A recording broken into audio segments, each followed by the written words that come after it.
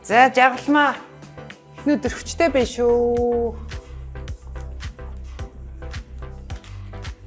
Яа ингэ сайхан үгс эмхтөний сарын хүнсээ. Манай ирчүүд гоё, эмхтөнд гоё үг хэлдэг байгаарэ гэдэг.